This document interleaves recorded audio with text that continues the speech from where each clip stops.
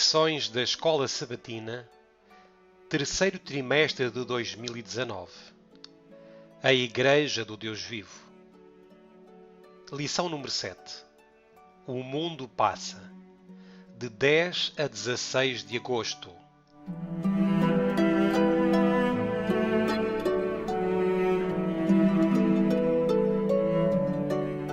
Versículo para memorizar. Não peço que os tires do mundo, mas que os livres do mal. João, capítulo 17, versículo 15. Estudo de ajuda. O grande conflito, páginas 600 a 602.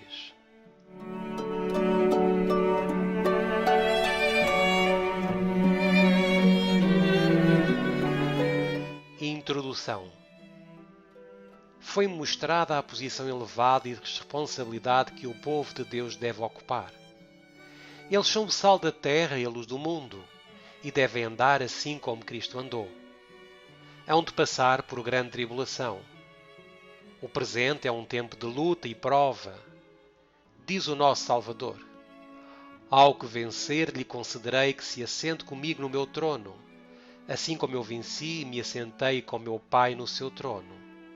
Apocalipse, capítulo 3, versículo 21. A recompensa não é dada a todos quantos professam ser seguidores de Cristo, mas aos que vencerem assim como Ele venceu. Devemos estudar a vida de Cristo e aprender o que seja confessá-lo diante do mundo. Testemunhos para a Igreja, volume 1, página 303.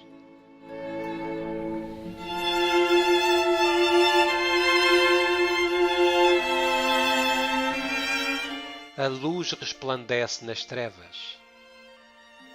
Qual é a luz que deve brilhar no mundo? 2 Coríntios, capítulo 4, versículos 3 a 5. Mas se ainda o nosso Evangelho está encoberto, para os que se perdem está encoberto, nos quais o Deus deste século cegou os entendimentos dos incrédulos, para que lhes não resplandeça a luz do Evangelho da glória de Cristo, que é a imagem de Deus. Porque não nos pregamos a nós mesmos, mas a Cristo Jesus, o Senhor, e nós mesmos somos vossos servos por amor de Jesus.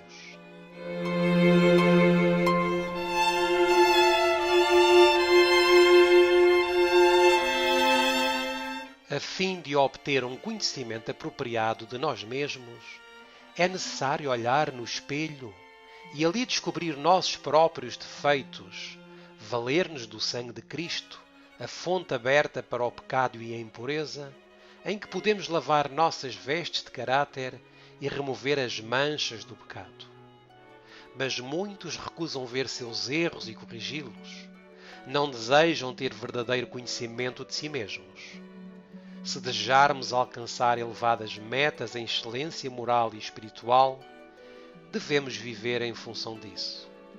Estamos sob a obrigação pessoal para com a sociedade fazer isso, a fim de continuamente exercer influência em favor da lei de Deus.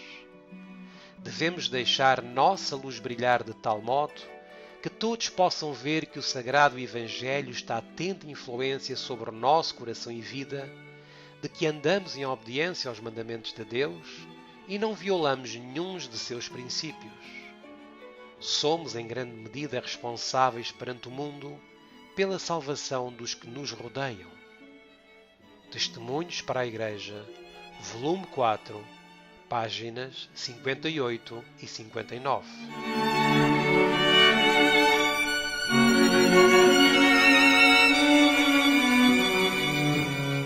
De que forma é o povo remanescente de Deus liberto das suas iniquidades? João, capítulo 3, versículo 17. Porque Deus enviou o seu Filho ao mundo, não para que condenasse o mundo, mas para que o mundo fosse salvo por ele.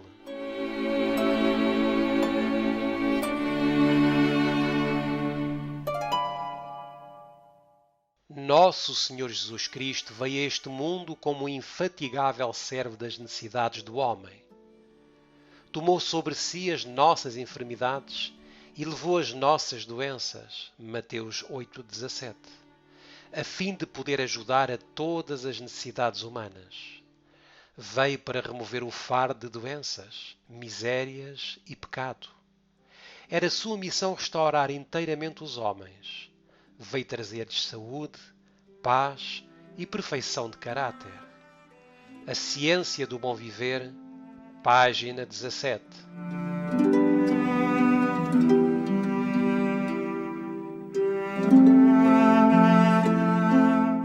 O que está Cristo pedindo que façamos por nosso Pai Celestial?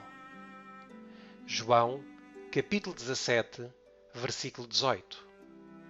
Assim como tu me enviastes ao mundo, também eu os enviei ao mundo.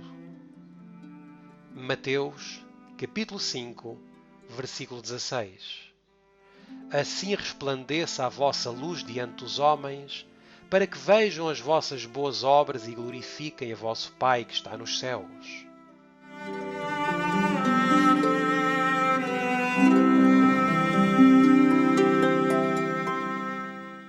Tem-me sido mostrado que os discípulos de Cristo são seus representantes na terra, e é desígnio de Deus que eles sejam luzes nas trevas morais deste mundo, espalhados por toda a parte, nos lugarejos, vilas e cidades, feitos espetáculo ao mundo e aos anjos e aos homens.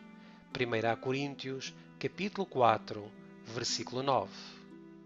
Se obedecerem aos ensinos de Cristo no Sermão do Monte, estarão de contínuo buscando a perfeição do caráter cristão e verdadeiramente serão a luz do mundo, condutos pelos quais Deus comunicará a sua divina vontade, a verdade de origem celestial, àqueles que se assentam em trevas e que não têm nenhum conhecimento do caminho da vida e salvação. Testemunhos para a Igreja, volume 2, página 631.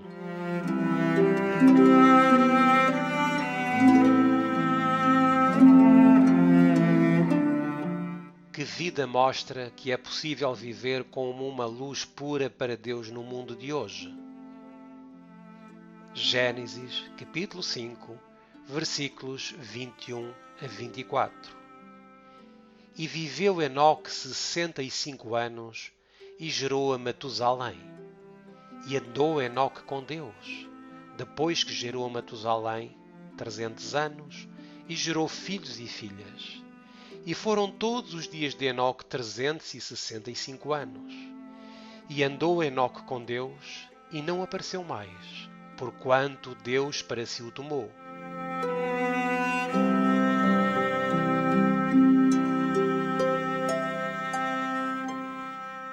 Cristo veio ao mundo para salvá-lo, para ligar o homem caído ao Deus infinito.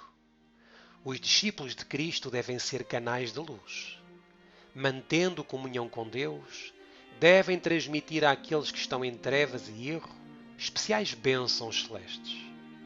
Enoque não se contaminou com a iniquidade prevalecente em seus dias, porque ocorreria o contrário conosco hoje.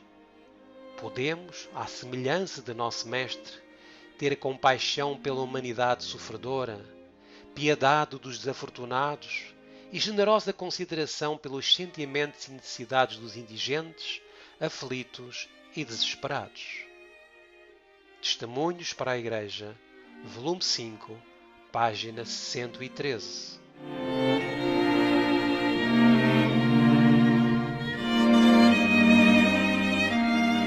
A Nação Santa. Que características serão vistas em nossas vidas se realmente quisermos refletir Deus para com aqueles que estão ao nosso redor? 1 de Pedro, capítulo 1, versículos 13 a 16. Portanto, cingindo os lombos do vosso entendimento, sede sóbrios e esperai inteiramente na graça que vos ofereceu na revelação de Jesus Cristo.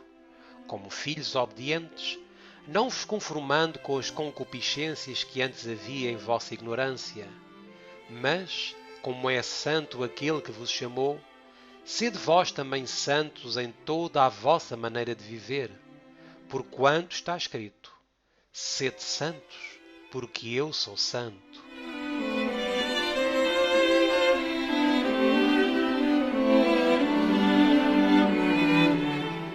se queremos manifestar o caráter divino sem iludir a nós mesmos, a Igreja e o mundo com um cristianismo hipócrita, temos que desenvolver um relacionamento pessoal com Deus. Se mantivermos comunhão com Ele, seremos seus ministros, ainda que não preguemos um só sermão à Igreja. Seremos seus cooperadores, apresentando a perfeição de seu caráter através de nossa humanidade. Testemunhos para a Igreja, volume 6, página 13.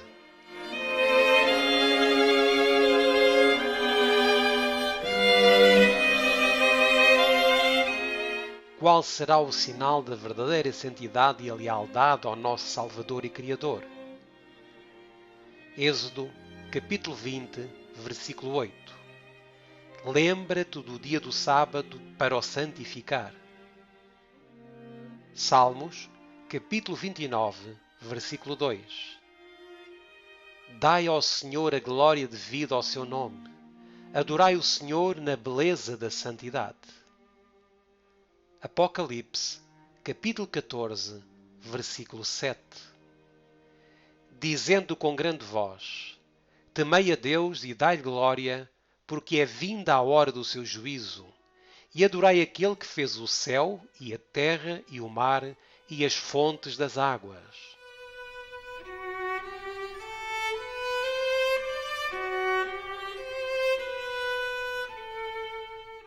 Nem todos os que professam guardar o sábado serão selados. Muitos há, mesmo entre os que ensinam a verdade a outros, que não receberão na testa o selo do Deus.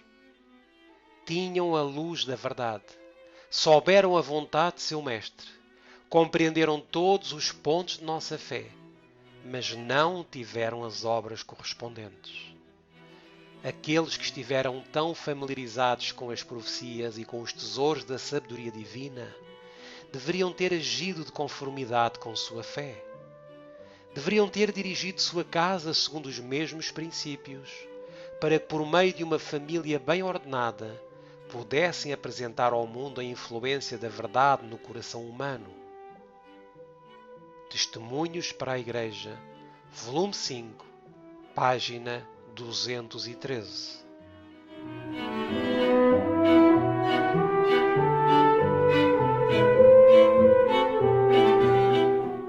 O sacerdócio real. Um sacerdote é aquele que fica entre Deus e o homem. O que é um sacerdócio real que declara Deus ao mundo? 1 de Pedro, capítulo 2, versículos 9 e 10.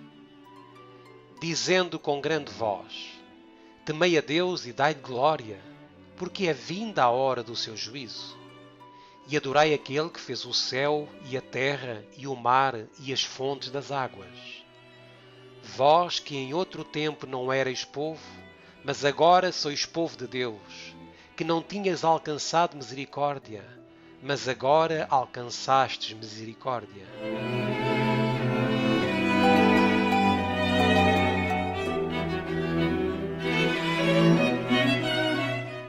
Deus declara: Eu sou o Alfa e o Ômega, o princípio e o fim. Apocalipse, capítulo 1, versículo 8. Ele é o benfeitor do universo. As suas ternas misericórdias estão sobre todas as suas obras. Os olhos de todos esperam em ti e lhes dás o seu mantimento a seu tempo. Abres a tua mão e fartas os desejos de todos os viventes. Salmos, capítulo 145, versículos 15 e 16. É desejo de Deus que o homem proclama a benevolência de seu caráter. Em palavras e ações, seu povo deve revelar sua misericórdia, chamando a atenção para seus desígnios compassivos. O mundo deve ver nos crentes fazerem do seu supremo objetivo o cumprir a vontade de Cristo, uma verdadeira representação do cristianismo. Advent Review and Sabbath Herald, 26 de novembro de 1901.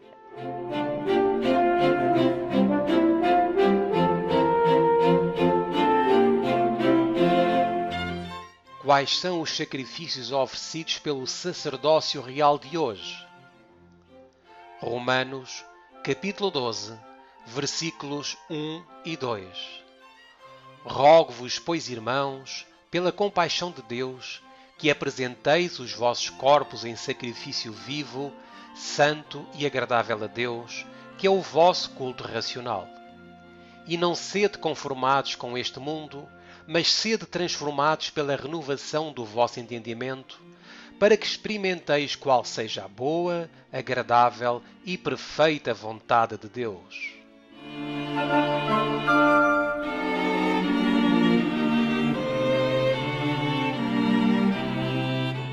No antigo cerimonial judaico, era requerido que cada sacrifício fosse sem mancha. No texto é-nos dito que apresentemos o nosso corpo a Deus em sacrifício vivo, santo e aceitável, que é o nosso culto racional. Nós somos a obra-prima de Deus. O salmista, meditando sobre a maravilhosa obra de Deus na estrutura humana, exclamou: "De um modo terrível e maravilhoso fui formado." Muitos há que são educados em ciências e estão familiarizados com a teoria da verdade e não compreendem as leis que governam o seu próprio ser. Deus nos deu de faculdades e talentos, e é nosso dever, como seus filhos e filhas, deles fazer o melhor uso. Se debilitamos essas faculdades da mente e do corpo em virtude de hábitos errôneos ou tolerância para com o apetite pervertido, ser-nos-á impossível honrar a Deus como é nosso dever. Conselhos sobre o regime alimentar, página 20.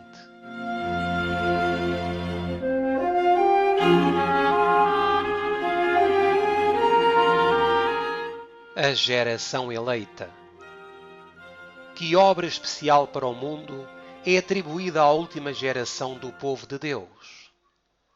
Apocalipse, capítulo 14, versículo 6. E vi outro anjo voar pelo meio do céu, e tinha o Evangelho eterno para o proclamar aos que habitam sobre a terra, e a toda a nação, e tribo, e língua, e povo.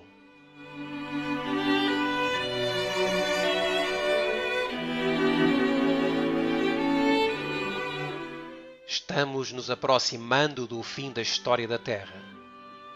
Temos diante de nós uma grande obra, a tarefa final de dar a última mensagem de advertência a um mundo pecaminoso. Há homens que serão tirados do arado, da vinha, de vários ramos de trabalho e enviados pelo Senhor para dar essa mensagem ao mundo. O mundo encontra-se caótico.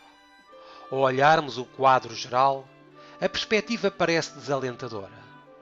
Mas Cristo acena com preciosas promessas a todos os homens e mulheres que nos causam desânimo. Vê neles qualidades que os habilitarão a ocupar um lugar em sua vinha. Se eles continuarem como aprendizes, por meio de sua providência, Ele os tornará homens e mulheres capacitados a fazerem uma obra que não está fora de suas especialidades. Através da comunicação do Espírito Santo, dar-lhes-á poder da expressão. Muitos campos áridos, não trabalhados, devem ser atingidos por iniciadores. A brilhante perspectiva do campo mundial, como Jesus o viu, inspirará confiança em muitos obreiros que, se começarem em humildade e puserem o coração na obra, serão considerados como homens indicados para o tempo e lugar. Ele corrige o nosso compromisso errado, dando o encargo da obra aos pobres e necessitados nos ásperos recantos da terra, a homens e mulheres que possuem coração que pode sentir com os ignorantes e perdidos. O Senhor ensina a esses obreiros como encontrar aqueles a quem Ele deseja auxiliar. Eles serão encorajados ao verem as portas se abrirem, ao penetrarem em lugares nos quais poderão fazer trabalho médico-missionário. Tendo pouca confiança própria, dão a Deus toda a glória. Suas mãos podem ser rústicas e inexperientes, mas o coração é suscetível à piedade. Eles estão possuídos de um ardente desejo de fazer alguma coisa que possa aliviar o infortúnio tão intenso. E Cristo está ao seu lado para ajudá-los. Testemunhos para a Igreja, volume 7, página 271.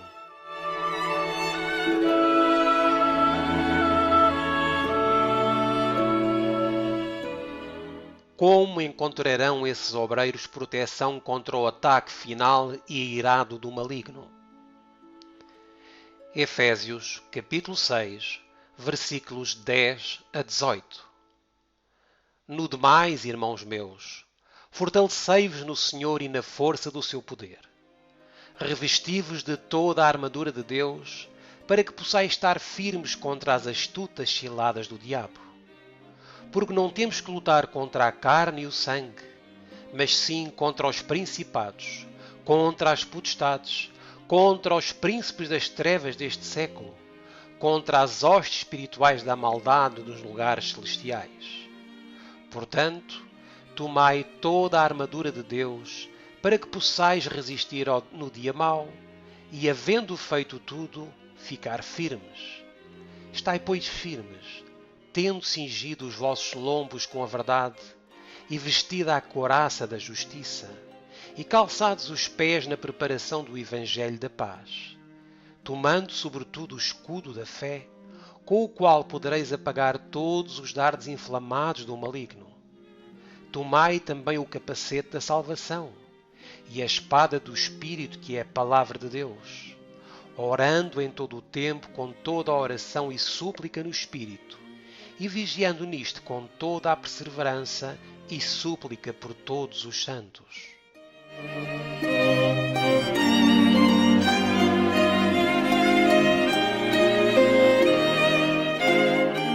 O grande general não está apenas liderando alguns generais, mas o capitão do exército do Senhor está conduzindo os exércitos do céu e da terra para a batalha. E eles estão marchando para a glória vitoriosa.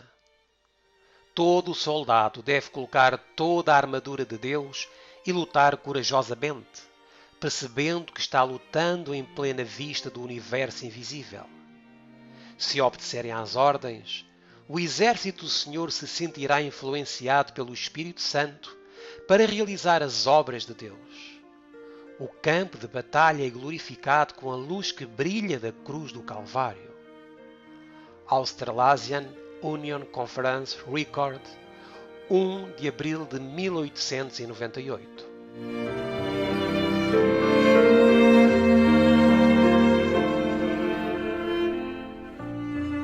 Eu rogo por eles. De que forma estamos incluídos na oração de Jesus por seus discípulos? João, capítulo 17, versículos 11, 20 e 21. E eu já não estou mais no mundo, mas eles estão no mundo, e eu vou para ti. Pai Santo, guarda em teu nome aqueles que me deste, para que sejam um, assim como nós. Para que todos sejam um como tu, ó Pai, o és em mim e eu em ti. Que também eles sejam um em nós, para que o mundo creia que tu me enviastes. E eu dei-lhes a glória que a mim me destes, para que sejam um, como nós somos um.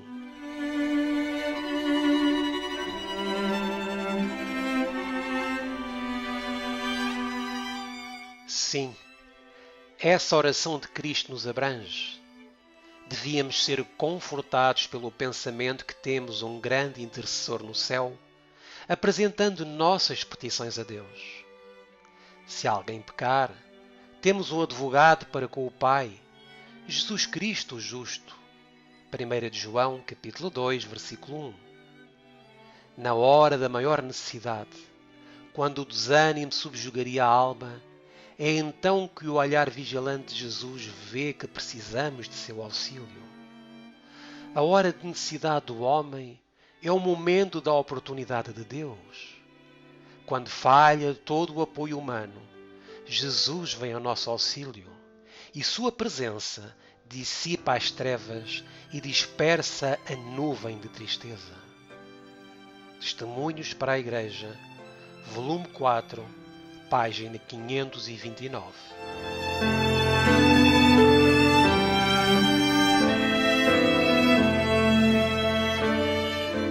Quando percebemos a nossa fraqueza e fragilidade, que convite e promessas nos chegam do lugar santíssimo.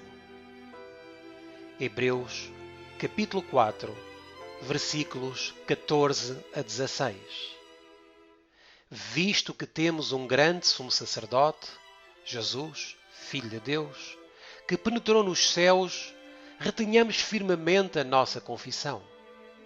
Porque não temos um sumo sacerdote que não possa compadecer-se das nossas fraquezas, porém, um que, como nós, em tudo foi tentado, mas sem pecado.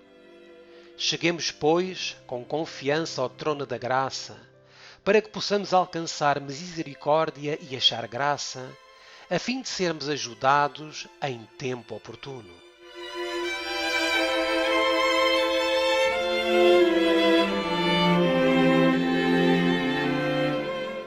Comecemos a trabalhar com aqueles que ainda não receberam a iluminação. É-me dado todo o poder no céu e na terra, declara o Salvador. E eis que estou convosco todos os dias. Mateus capítulo 28, versículos 18 e 20. O que precisamos é de fé viva, fé para proclamar sobre o sepulcro aberto de José que temos um Salvador vivo, que irá diante de nós e trabalhará conosco. Deus fará o trabalho se lhe fornecermos os instrumentos. Deve haver entre nós muito mais oração e muito menos espírito de incredulidade. Devemos cada vez mais erguer perante o mundo as normas. Precisamos lembrar que ao proclamarmos liberdade aos cativos e darmos o pão da vida aos famintos, Cristo estará sempre ao nosso lado. Ao nos mantermos alerta para a urgência e importância de nossa obra, a salvação divina será revelada de maneira muito notável. Testemunhos para a Igreja, volume 9, página 107.